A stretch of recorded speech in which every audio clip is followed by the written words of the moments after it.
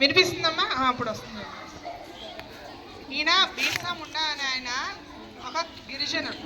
ఆయన 1875వ సంవత్సరంలో జార్ఖండ్లో రాష్ట్రంలో జన్మించడం జరిగింది. ఆయన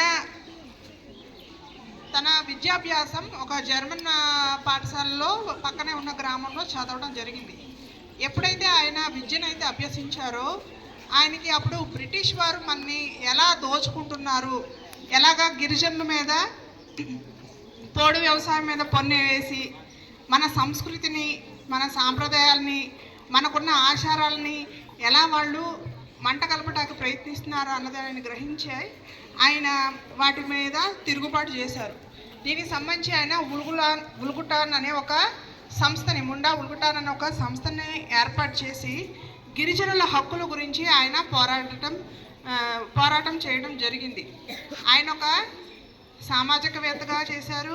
అలాగే గిరిజనులు తమ హక్కుల కోసం తాము పోరాడే విధంగా వాడిని చైతన్యవంతం అయితే చేశారు. ఆయన ఈ స్వాతంత్ర సమరయోధ పోరాటంలోనే ఆయన్ని అరెస్ట్ చేయడం జరిగింది. అరెస్ట్ చేస్తే ఆయన జార్ఖండ్లో జైల్లోనే తన 25వ ఏట చిన్న వయసులోనే ఆయన జూన్ 6న చనిపోవడం జరిగింది. ఆయన అంత చిన్న వయసులోనే, అంటే 25 ఇయర్స్ అంటే చాలా తక్కువ లైఫ్ స్పాన్. మన స్వాతంత్ర పోరాటం కోసం ఎంతమంది నాయకులు కృషి చేశారో, వాళ్ళు చాలామంది ప్రాణత్యాగం చేశారో, వాళ్ళందరూ 30 సంవత్సరాల లోపే వాళ్ళ యొక్క ప్రాణాలను అర్పిస్తే కానీ మనకి దేశ స్వాతంత్రం రాని పరిస్థితి. మనకి భగత్ సింగ్ కానీ, రాజ్గురు కానీ, సుఖదేవ్ కానీ వీళ్ళందరూ చాలా 30 సంవత్సరాల వయసు లోపనే 23 మన అల్లూరి